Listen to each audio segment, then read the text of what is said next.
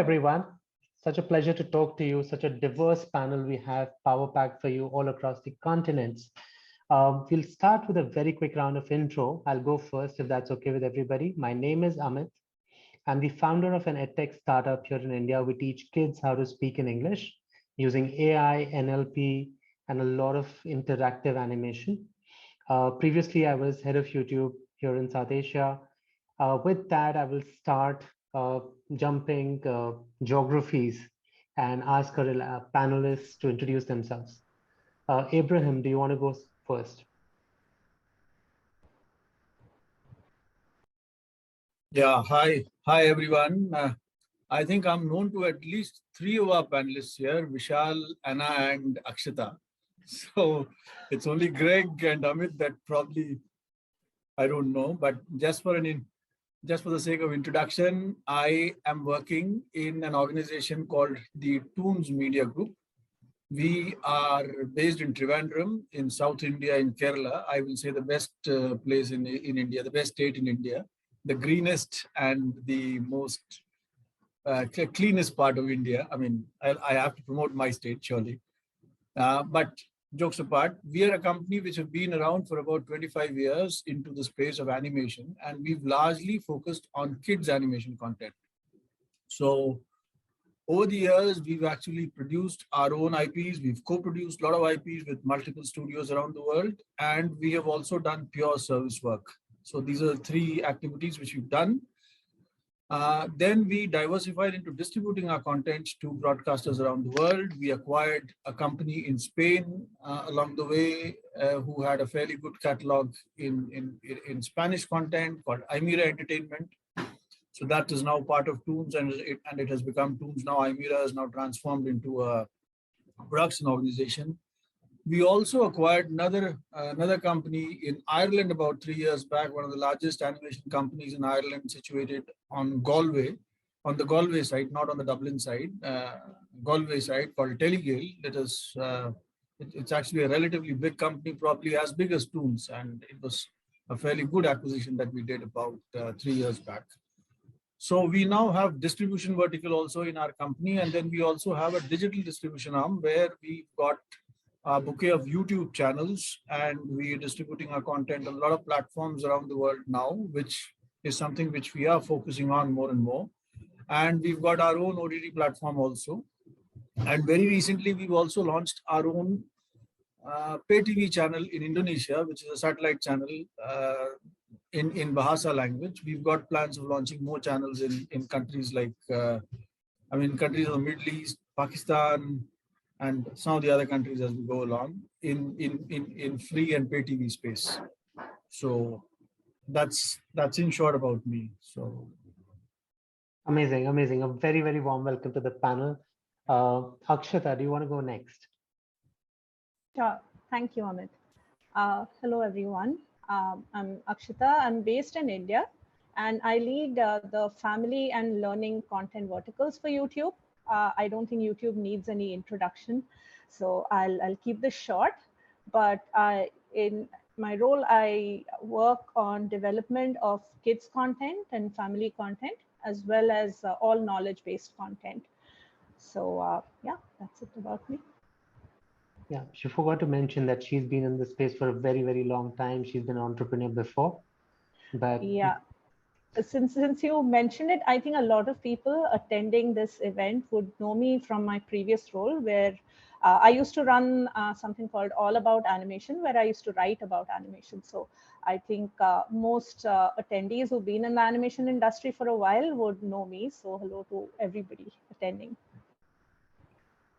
Lovely having you here, Akshata. Thank With you. that, let me move to Anna. Do you want to go next? Sorry, Greg, Yeah, I'm just going in alphabetical order here. Yeah, perfect. Thank you so much, Amit, for the introduction, and very nice to meet you guys. My name is Anna McMichael. I work for Vlogbox. Vlogbox is the company that works a lot with content creation in kids space, including animation studios, vloggers, and really different content that you can find out there. And we help them to launch and have their presence in connected TV space. So this is what we specialize on. by developing the channel or by distributing the content. And I take a role of head of partnership at the company, and I've been there for about 3 years now. So yeah, very excited to join the session with you guys. Very, very warm welcome, Anna. Good morning to you. Greg, I would love to hear from you because I have no idea what all you've been doing there. Well, we've been doing a lot, I'll be honest. But yeah, I'm a founding partner of Netsport Mobile. My background is in traditional media. I come from a publishing, television, video background for close on over 15 years. And then about 8 years ago, we pivoted we realized we saw the writing on the wall with traditional media, and we moved into mobile media, where we specialize in short format video in the mobile space, in the VAS space. In South Africa, we call it VAS. I don't know if you call it the same in India, value added services. And we've accumulated and amassed one of the most comprehensive short format video offerings on the continent, actually. So we have different pillars, if you want to call it that, within our business in terms of what type of content we have. We have short format straight video content, of which kids content forms a big part of it. It's always one of the most in demand sort of content genres, if you want to call it that. A lot of faith content, then just normal paparazzi type content. We've got very extensive sports offering, also sports content, all short format. I would say that, in that sort of 3 to 5 minute videos, it would be the sweet spot. Anything up to 10 minutes, I would say, would be regarded as short format video. And then we also have another pillar of our business is in gaming, but esports and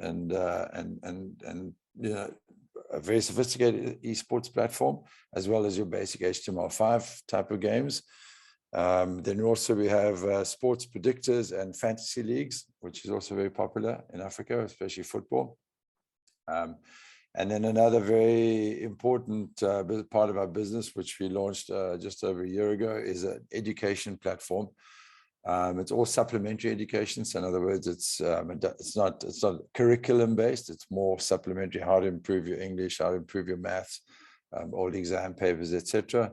And that's done exceptionally well. It's got a lot of, and we break that out into 3 different categories. So it's kids, primary school, and high school supplementary education. Yeah, and then we've got and all underpinned by our own technology. So we've built our own platform, our own content delivery platform. It's a billing platform. It's an extensive full stack sort of platform, if you want to call it that. And that's about it. So I'm dying to hear what you guys have to say, because it sounds like there's a lot of interesting people that I can learn a lot from. So lovely to meet you all. And thank you for the invite, Vishal. Thank you. Very, very warm welcome to you, Greg, and everybody. You guys are aware we're talking about how to maximize distribution opportunities for animated content on digital platforms. Right. Now, there's a whole backdrop to this. There was a huge explosion that came with COVID, some corrections announced by Netflix recently, and that creates more opportunities from some other platforms, therefore. But largely, a lot of our audience is going to be Indian creators. So because this is a global panel, I also want to listen to stories that come from India for you, either from creator side or from distribution side, whatever you guys have seen. And in general, I would love some guidance on data-driven stories. I'm going to divide up, take my moderator license and divide up our audience into 2 parts. One is newbie creators, who would be an audience to this panel, who are figuring out their early strategic choices and what content flavors to bet on. That's one. Number 2 is people who already have decent libraries and who are looking to maximize returns, figure out some platform guidance or content guidance on their strategy. Is that okay with everybody? Great. Okay. I'm bustling with a lot of questions over here. So I'm not necessarily going to go one question to all. I'll probably just sprinkle around the questions. Unless you have a very strong point of view, in which case I love it when you jump in and say, hey, I have an additional point to make. So please do that. All right. And otherwise, I'll quickly move around to the next question and shift the speaker focus basis your experience. Is that okay? Sure. Sounds great. Perfect. Perfect. So I just want to quickly start with Anna first and ask for what are her learnings around content types on various digital versus traditional platforms that she's seen. Anna, do you want to go in and share some of your insights over there for our audience? Yeah, for sure. So from my experience, I always seen that when we look at digital, we see traditional platform. Digital would always win, at least on the North American market, because it definitely takes a lead. So if we think about the opportunities that can bring, well, let's talk about number one. It's so accommodative to virtual reality that you can definitely have your content kind of distributed towards the digital way, because that's the one opportunity that's going to open up for you. Another one is ability to target more. And overall, digital platforms are more real time than the traditional ones. And I would call traditional one is still there. It's kind of an old school, but the digital platforms just give you so much more opportunities on targeting, on identifying new users, on breaking the categories, and that's why you can target so precisely. So yeah, my input is definitely, digital is winning in the North America space, no matter what kind of content you use. Yeah, that's what I think about that. Let me know if there is any specifics you want me to cover. Sure. Anything that you've looked at from Indian creators angle, because that's a lot of our audience today. Yeah. So I would love to hear any trends that you've seen, any stories you have to tell about Indian creators there. So I can see that actually a lot of Indian content is getting picked up in North America on the platforms that we work. And we obviously work with a lot of digital. So we target the company, ourselves target digital space primarily, right? So, and I see a lot of, including Indian content creators that chose that path. And they are seeing increase dramatically with users because they choose this digital versus traditional every day. And if we're talking about spreading across the globe, I think it's a perfect opportunity to go that path to, if we're talking about digital, it can be anything CTV related. That's the space that I cover. If we talk about Roku platforms or Amazon and Android, it definitely covers new audiences. It brings a lot of opportunities because there's still so much to discover. So I would definitely do this shift of 80-20 probably. And yes, we do work with a couple of Indian companies that are seeing their increase in ad revenue on digital platforms months over months. So it can be anywhere like 20-30% growth every month with their ad revenues that they're seeing right now on these digital platforms that I cover. And I'm not even talking about YouTube, because this is the whole different space where you also would want to probably put your content, and that's going to be your probably number one at this point audience growth. But CTV is something that for sure they would have to take into consideration. That's very good. With that, I will move to Akshata, because I want to ask her how has she seen local content work on global platforms and vice versa. An interesting stat for our viewers is India is like one of the top 2 countries by YouTube consumption. However, a lot of Indian creators create content for global demographic, and Akshata will share more details. The fun fact is, Indians as a geography of users, they're primarily mobile first, which is not so true for North America. So bring that in, Akshata, while you answer that question, what are the global versus local trends? Sure. Thanks, Amit, because I had some thoughts even as I was speaking. So I'm glad you asked me these questions. So I think, and especially because our audience is completely content focused, and I'm very intimately familiar with our Indian animation industry as well. There's three areas I would say, which they should definitely prioritize on, and where I see the biggest opportunity. And of course, I speak purely from a YouTube perspective, not from the traditional media perspective. One is that YouTube as a platform allows you to break out of certain categories. You don't have to only do episodic content. You can actually move into a lot of different formats with animation, whether it is early learning, it's rhymes and music. There's so much content that you can actually create besides your standard episodic content, which goes on your traditional platforms. The second thing that works really well on YouTube is regional language content. As you can see in traditional media, typically the focus is to make either English or Hindi language content, and then that same content gets dubbed into other Indian regional languages. But what we've seen as an emerging trend, even on YouTube, is that regional Indian content works really well.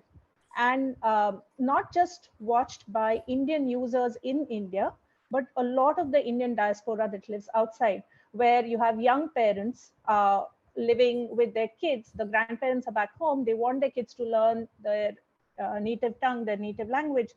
They actually prefer watching Indian regional content. So I think that's another very strong area where content creators could focus and find success.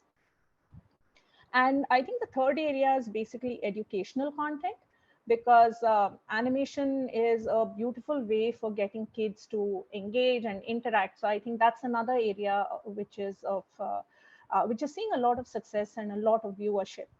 And the other question you asked me about, I was speaking about how international content is being watched in India and is extremely popular. And this is content from all over the world, from Japan, from Korea, from Americas. Similarly, Indian content is being watched by kids all across the world. I think everybody knows about how Chota Bheem, especially Mighty Little Bheem, got really popular on Netflix. And even on other platforms. It's not just on YouTube, but globally, because a lot of our Indian animation studios have now started looking at the audience and then shaping the content or creating the content accordingly. So they are not just thinking about very Indian stories, but they're taking Indian stories, but making them appealing for an international audience. So I think there's scope for our Indian creators, our Indian animation studios, to get international success as well. Got it. Now, very useful, Akshata. And just to add a little bit over there, because we are talking about maximizing distribution, there's a revenue angle to this. So when you go and your content goes really viral in some of the more developed media markets like US or UK, the average returns on CPM, RPM basis is much, much higher than what you get for your Indian eyeballs. And we've seen some amazing stories around that. But I actually want to move from a point that Akshata was asking to Abraham sir and talk about how he has seen short form content fare to long form episodic content in his journey. Right. So as a company, we've always been focused on the international market from day one, because when we set up shop way back about 25 years back, the Indian animation industry was not very developed, and the Indian broadcasters were only getting successful international animation content and dubbing it into Hindi and then just broadcasting it. That was the initial times. So the ratio was probably less than 5% Indian and about 95% international content. It's now reversed. It's about 95% Indian and just about 5% top of the line international content, which dubbed into Hindi will do, and multiple regional languages will do very well in India. So that's the type of development the animation industry has gone through in India. So when we actually set up shop and started our journey of creating content and collaborating with multiple studios around the world, we ended up creating international content. So we've got a mix of Indian content now as well as international content. And over the years, we've had a fairly successful digital story in terms of having content up there on YouTube, as well as a lot of other platforms around the world. Generally, what I'm seeing is that Indian content, if it is made for an international taste, will do well. If it is Indianized content only, it will struggle. So something like a Chhota Bheem does struggle in America because it is an Indianized content. I have another very, very successful content called Kid Krish, which is a ripoff of the Krish franchise. It does extremely well in the Indian subcontinent, but it struggles internationally because the way the way the movies and the series are made are for an Indian context. So it does struggle. So that's the difference. But some of our IPs, which we've made from an international perspective, do well. Like Gummy Bear and Friends Gummy Bear is probably one of our most successful franchises, which we've created over the years, and it does extremely well, especially in North America, as well as the Spanish-speaking geographies. So that's there. And the North American market, as you were very rightly pointing out, does offer a lot of opportunities for Indian creators also who are prepared to make quality content from an international perspective, which means that the dubbing has got to be international English, not an Indian accent English. That's the first thing that you've got to keep in mind. An Indian accented English may not work internationally. A British accented English may work only in the UK. It will not, give you great returns in North America, which again is a factor to be considered. So you should dub in neutral English or international accent English, as you say. Same for Spanish. You've got to dub your content into neutral Spanish so that it travels all across Latin America, as well as the Iberian Peninsula, so that you sort of maximize your possibilities of monetizing across the entire spectrum, the entire waterfront. These are two languages where we are fairly strong on. We are not very strong in French, unfortunately, which is the third most popular language. Another, the major reason for that has been that apart from France, most of the French-speaking countries are in Africa, where the returns are very, very less. So we've sort of not made that business decision of dubbing more content into French. So, sir, I had a specific question around short form versus long form episoding. Have you seen any trends that you would like to share? We are seeing that the short form content does well. People prefer short form content if it does well. I mean, the major thing is that the hook has got to be in the first half a minute. So if that hook is good, the short form content is consumed well. Eventually, if the content is good, you can probably package multiple short form videos and then package them into a longer video. Especially on the American platforms, if your content is fairly well consumed and if you package them into 10 minutes and more longer video durations, you do tend to get greater returns, especially on platforms like, say, Tubi, Zumo, Pluto, or many of the connected TV platforms like even Samsung TV or an LG TV. Most of the revenue comes in from America, or Philips, or even Comcast or Vizio, or any of these connected TV platforms or set-top box platforms. You tend to get greater returns. But then the catch is that the content has got to be made from an international perspective. The story has got to be international. It should not be an Indian story. That is something which we should keep in mind. It should be from an international perspective. Most of the time, it'll be much better if you have an international director, an international writer to write, so that his perspective comes, a very open international perspective comes. The director can be Indian, so it doesn't matter. These are the learnings which we've done over the years, so it sort of helped us. I have a follow-on curiosity question. What are your top 3 channels of distribution by revenue? By revenue in the digital space, it still happens to be YouTube. Earlier, it used to be almost 100%, but now that ratio has come down to about 70% because the revenue that we earn from YouTube has come down substantially over the last couple of years on account of various changes that have happened in the ecosystem. So the contribution from the other platforms is sort of increasing. So what's the number 2 and 3? I'm curious. Pardon me? What's the number 2 and 3 channel after YouTube? Oh, I see. Okay. The number 2 happens to be Amazon Prime. That's sort of increased fairly well because they've increased their footprint beyond North America into the Latin American region very fairly well. So we've started getting fairly good returns from Amazon Prime, especially from the Latin American markets. So that's there. Number 3 will be probably a combination of any of them. You will have a lot of platforms like Tubi, Toon Goggles, Amoeba. Amoeba has just been acquired by Genius, so they're going to combine Amoeba and Genius now. Or Kidoodle. These are some of the kids platforms which are fairly well present across different geographies, and the returns have been fairly good from all of them. Amazing. Greg, what's been your experience of your top 3 platforms by revenue? I would like to also add, there is another third category, which I think Indian animation creators should focus on.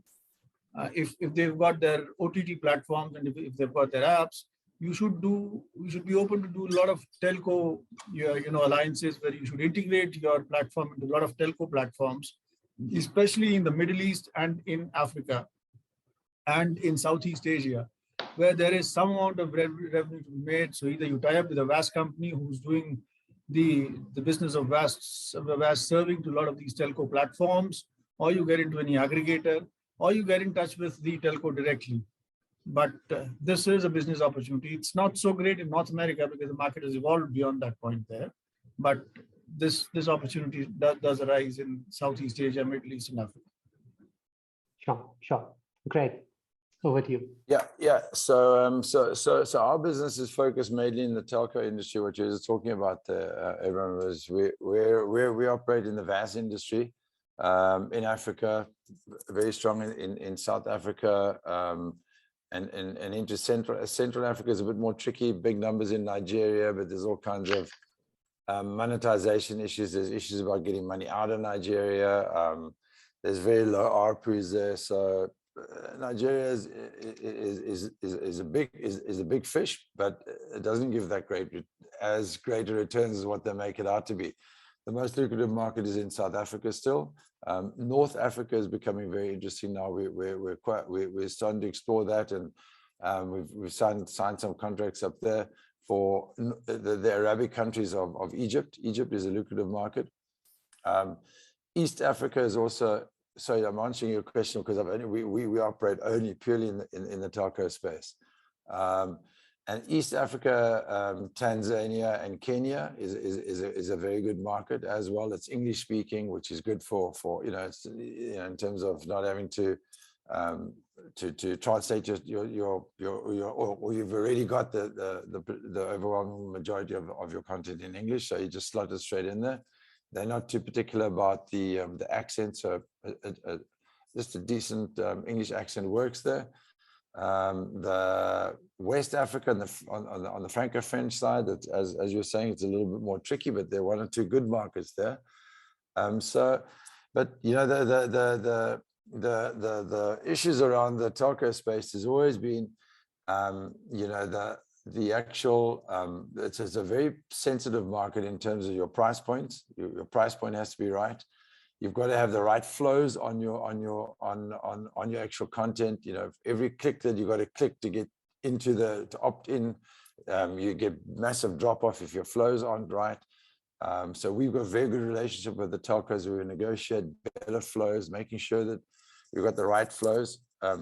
Something which they're very particular on, and I know it's in one of your questions you sent through, is making sure that you monitor and police, if you want to call it that, the kids' content, ensuring that it's age appropriate. So you need to grade the content, make sure it's age appropriate, gets a right relevant age restriction, because even though some of the, as you guys know, it's your expertise, some of the animated kids content can be very, very inappropriate for, even though it comes across as kids animated content, you think, it should automatically get a PG or a rating, which is good for all ages, but it's not. Some of it's quite hardcore. Some of the kids content that we've seen coming through our team of guys that are rating the content, censoring it. So yeah, and it's also, it takes a long time, and if you're going to work directly with the telcos, it takes a long time to get in, and the whole red tape of dealing with these massive organizations can take a long time. So that's why often the route is a quicker route is through the aggregator, where you may need to give away a bit of your revenue share, but you get a direct line in, and you know, you can start monetizing your content a lot quicker. We've got direct deals with quite a few of the telcos, and then we also aggregate. But around the monetization of telco content, it's all around airtime billing. I'm sure I know you guys must be familiar with that, especially working in developed markets. The vast majority of the people don't have credit cards or PayPal or bank accounts or crypto, whatever they're going to pay with. It gets the billing is airtime billing, so that gets knocked off the airtime. And then you've got the issue of what sort of success rate you get in your airtime billing. You know, you've got 100,000 subscribers, but not all 100,000 have enough money in their wallet. So you get a pro rata billing. So if they've, you know, if whatever the amount is, if it's easy number $1, but they've only got 50 cents in there, then they'll get billed 50 cents. So it's only a 50% billing success rate. So that's a big, those are all the factors that need to be considered when you're in emerging markets in the VAS space. Greg, have you seen any Indian success stories of creators going out to your markets, tying up with you maybe, or somebody else? Yeah, well, that's where we've been working with Video Guyan, with Vishal. He's been very patient. It's taken us a long time to get to where we now are starting to see some decent returns. But Indian content is outstanding. I have to say, the animated kids content that we've seen, like the types of Video Guyan, and I've had a look at a broad range of the Indian content. I think it's outstanding. And I think where there's a particular opportunity in our space is in that edutainment space, you know, which Video Guyan is, because that's, you know, front and center of all people, especially in emerging markets, education. Africa, it's a massive, it's a massive topic. And I have to say, that's one of the good things that's come out of COVID, is the connectivity into the rural areas, where the fiber guys have been very aggressive getting fiber in there and making sure that there's connectivity into the rural areas. So online schooling and access to online education has been accelerated tremendously. So that's, I must say, it's one of the few good things that has come out of COVID, and us being able to have a conference like this that was not that easy before COVID. So Definitely, yeah, but to answer your question, the Indian content works really well, and it's absolutely of the top quality. And I think there's a great opportunity in Africa for your Indian produced animated content. Amazing, amazing.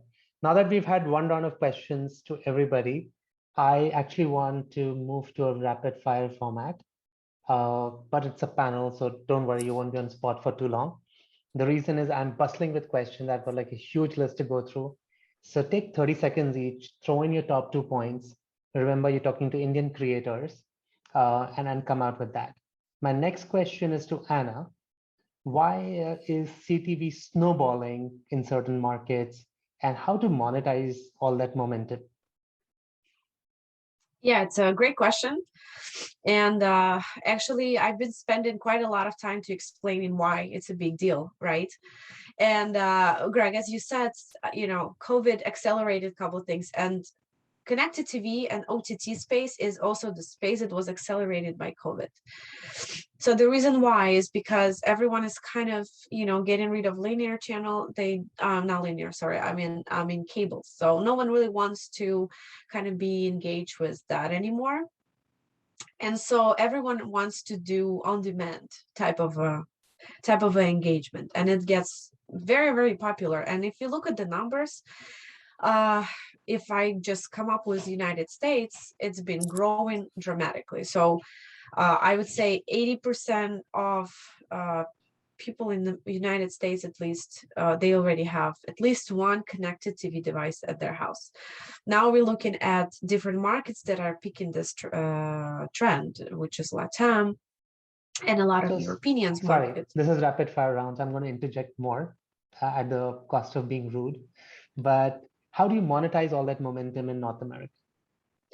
So there is different things. Obviously, you do a lot of, you know, essentially can work with a lot of advertisers on the programmatic side. So this is how you plug in a major brands on your content that's being promoted, and this is how you essentially monetize. And the whole video advertising is very, very developed at this point, and it's still a lot of way to grow. It's very developed. So working with the agencies that can monetize, potentially working as a banner ads with different companies that are doing it just inside of CTV space. This is another way to monetize it.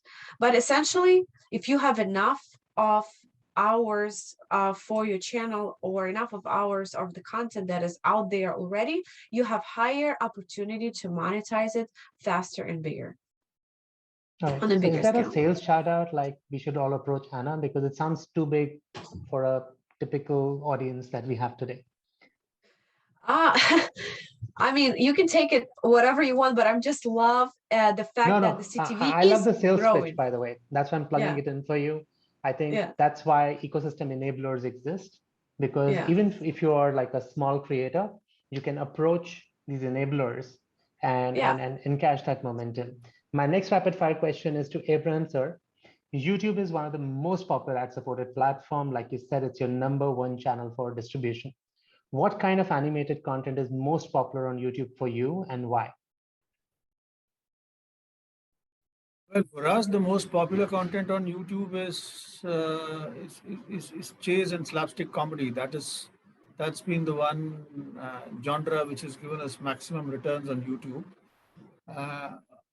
For the simple reason that if it happens to be non-dialogue, it can travel across the world. It can transcend the language barrier. So fortunately, we've had a couple of good IPs which fitted into that category, and we've done phenomenally well on YouTube.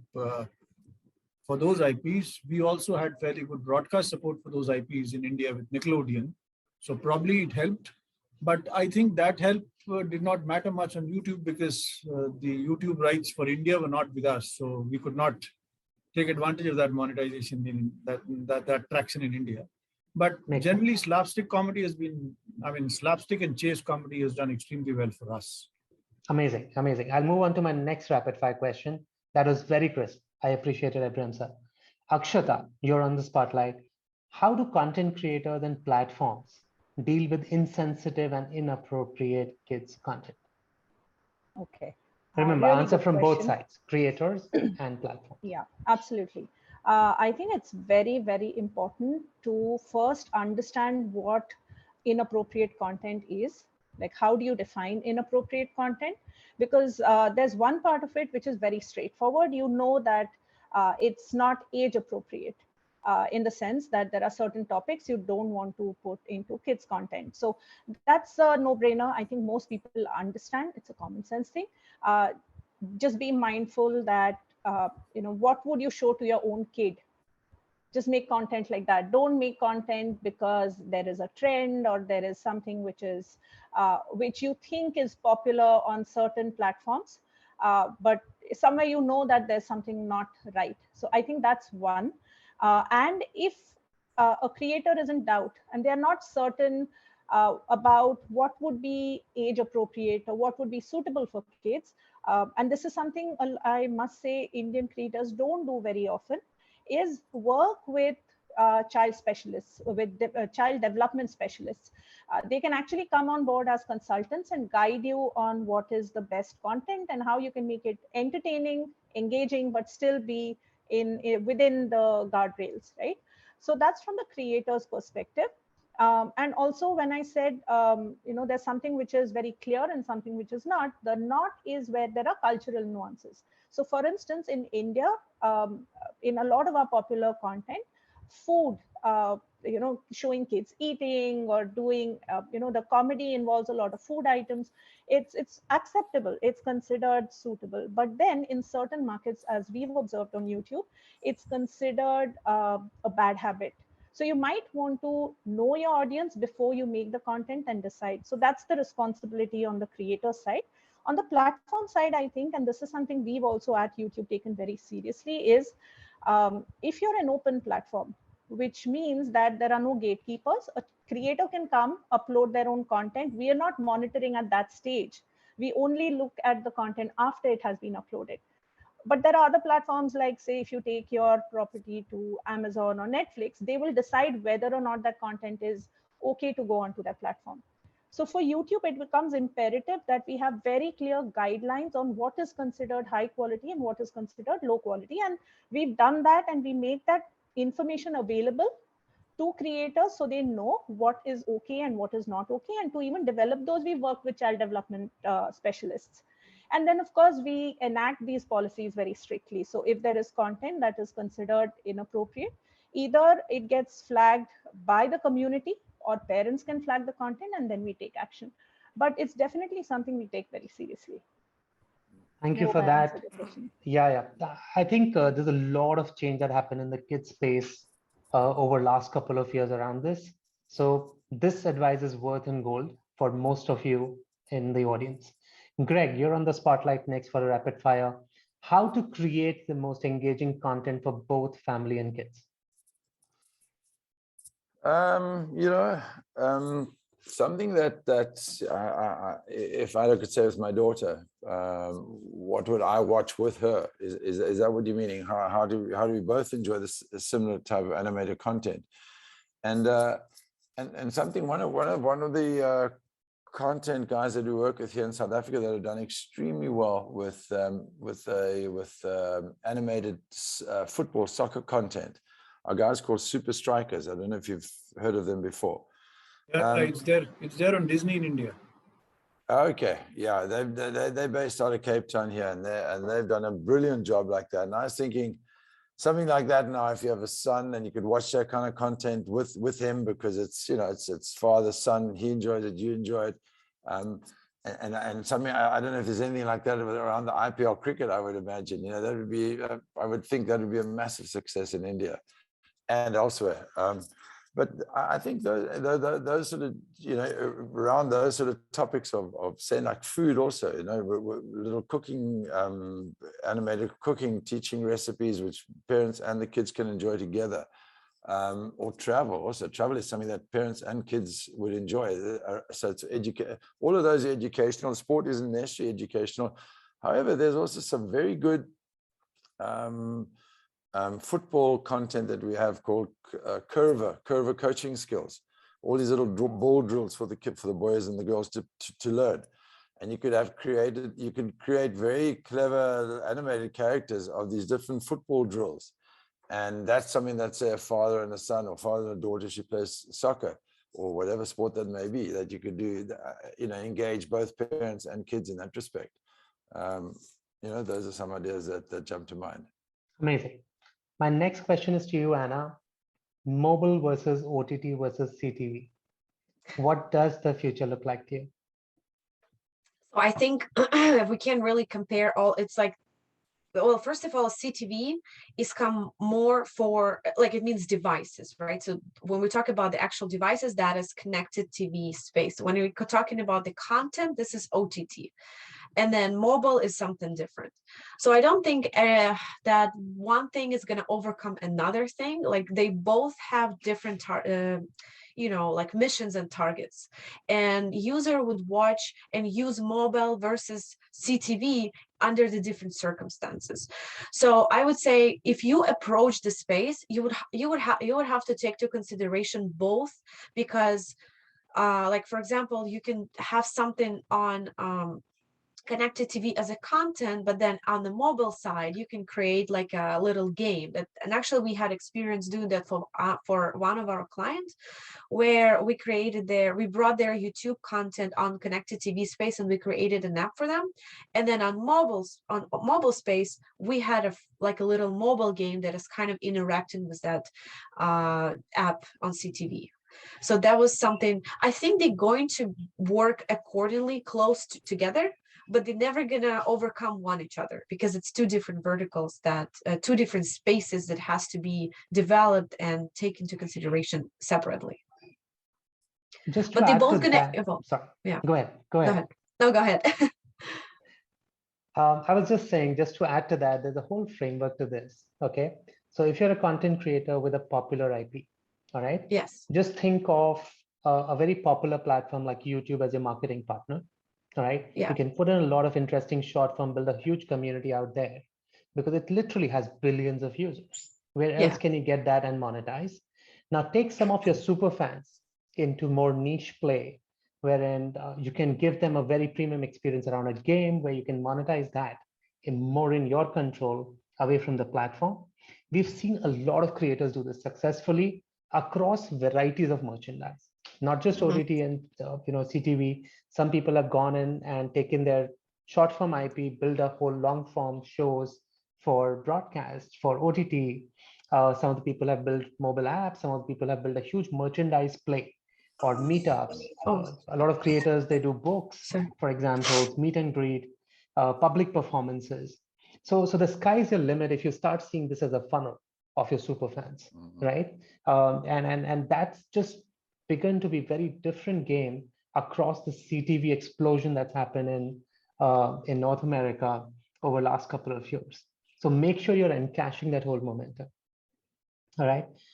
With that, I want to actually switch gears, get back to Akshita on I just wanted, yeah, I Go just ahead, wanted Anna. to add something real quick because I have a hard stop at 9 and yeah, which is 9 a.m. right now. Yeah, we spoke about that. So I just wanted to thank you guys all very much for inviting and for, being the panel with you guys.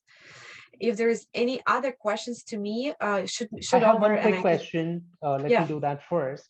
So if Uh-huh. somebody has in the audience needs to reach out to you because they want to monetize the content and they need some help over the next 12 months, what's the best way to reach out to you? My email address or phone Just number, read like it through out. the WhatsApp. Just read out your email. Okay, so it's Anna. It's ANNA dot McMichael, MCMICHAEL @vlogbox.com. Perfect, Anna. Thanks for making time to talk to our audience. And I Thank you actually, very while we much. are at it, I actually want to do the same thing for Greg because he can be a good intro to the African opportunity. And I don't know whether he licenses or facilitates Absolutely. the Indian creator entry. So what's the best way to reach you, Greg? Sure. The best way, my email is Greg, GREG, @netsport. That's netsport.co.za. So it's Greg @netsport.co.za. Got it. Greg And @netsport.co.za. Yeah. perfect. Thank you. I And love Abraham, that. sir, for somebody who's looking to monetize, he's doing so many M&As, he's buying IPs left, right, center. So if you're the one who's looking to cash out, how do we reach you, sir? You can reach me on my email ID, Abraham, ABRAHAM, dot my surname, UTHUP, Uthup, @toonsanimationindia.com. Perfect. And if you want to build your own brand, I'll be getting in touch with you, Greg. I guess there could be some opportunities we can do together in Africa. We'd love to. Yeah. Thank you. wow, Thank we're you. having Lovely. business here. This conference is rocking. There we go. Akshata, what kind of queries are you able to entertain and what's the best way to reach you? Okay, sure. So I'd rather not give my email address here because my inbox will explode. But I am on LinkedIn. I think most people in the Indian animation industry are already connected. But if you're not, just look for me. You can actually see my complete spelling. So just look for my name. There aren't too many Akshita Udyars out there. So you'll find me. Please just message me. If I can help, I'm more than happy to help you with that. And if you want to know more about YouTube, there are plenty of creator resources anyway openly available. But if you still don't get answers, happy to help you out. Amazing, amazing. I think with that, I just want to do a quick closing note and have you guys talk about your number one opportunity in the next 6 months. So Abraham, sir, do you want to go first in the alphabetical order? Well, number one opportunity in the next 6 months is to build on, if you've got your own OTT platform, build on it in multiple geographies, integrate it with multiple platforms, as many platforms as possible, because the more number of viewership windows that you create, the more opportunities for it to monetize. It can be a subscription or an ad supported, whichever way, but you're creating more opportunities to monetize. And also do a lot of telco alliances, because that is another opportunity which still exists in Southeast Asia, Middle East, and Africa. Africa, we've not done much. We've done a few through aggregators, but the monies have not been great. But we'd love to sort of explore more.